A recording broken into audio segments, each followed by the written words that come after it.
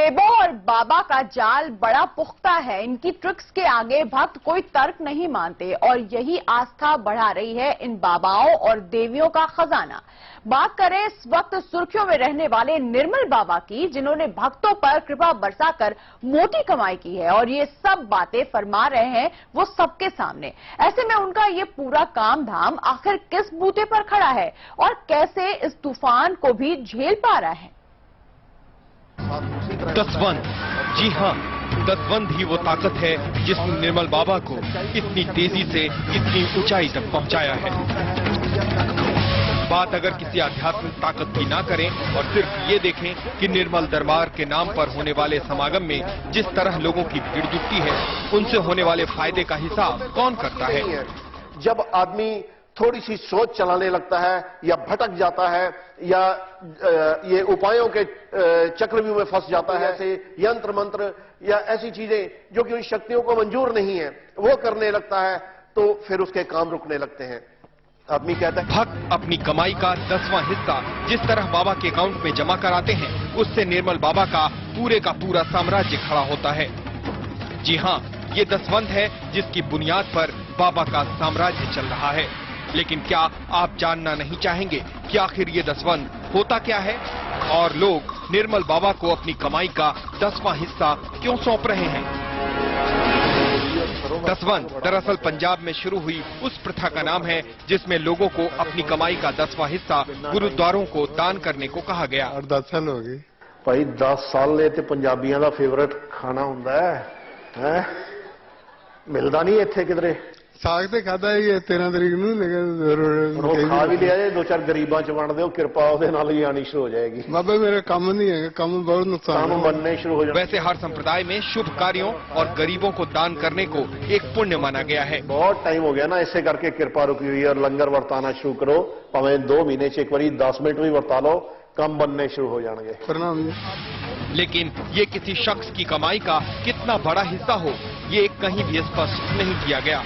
दान को श्रद्धा से जितना भी दिया जाए उतना ही माना जाता है। बैठा रहेगा वहीं उसके काम बनेंगे, उसको ऐसा नहीं कि वो समागम में आए, हमने बहुत पहले बंद कर दी है। लेकिन पंजाब में दान की इस प्रथा को दसवंध कहते हैं और ये किसी भी कमाई का 10वां हिस्सा माना जाता है।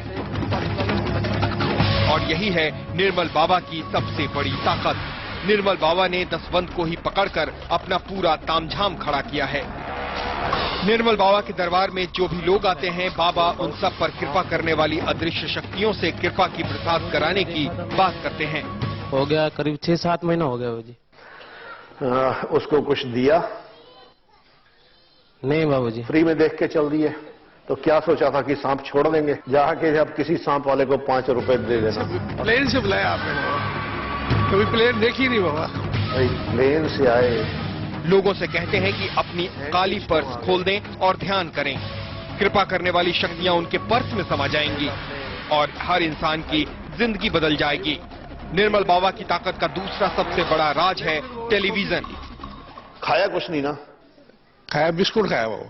बिस्किट खाए ना, अगली बार वो सैंडविच खा लेना साथ में, तो फिर प्लेन में ही सफर करते रहोगे हमेशा, चिंता नहीं कर। जलेबियां क्यों आ गई और पेस्ट्रियां क्यों आ गई? बाबा का कहना है कि उनके साथ लोग टेलीविजन के जरिए भी जुड़ सकते हैं।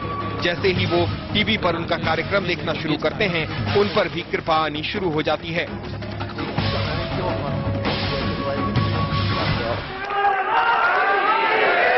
आप कहाँ से आए हैं? मैं औरंगाबाद से आई हूँ।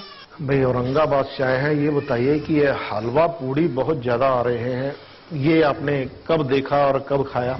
अब आज की दुनिया में जबकि इंसान को बहुत कुछ करने का वक्त नहीं है, वैसी हालत में अगर कोई बाबा ये कहें कि टीवी के जरिए भी उनके घर में कृपा की बरसात हो सकती है, तो जाहिर है लोग इतने आसान माध्यम से ज्यादा तादाद में जुड़ने लगेंगे। छोले बनाए, हलवा भी नहीं बनाया, तो कॉम्बिनेशन खराब क्यों किया था?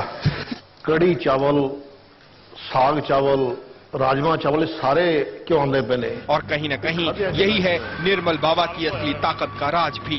चंगे लगते नहीं कि नहीं? हाँ चंगे लगते हैं। तो फिर साल क्यों हो गया? लोगों को अपनी समस्याओं के निदान चाहे जिस तरीके से मिले, लेकिन एक भरोसे के साथ किसी बाबा के बताए उपायों को मान लेने में उन्हें ज्यादा आसानी होती है।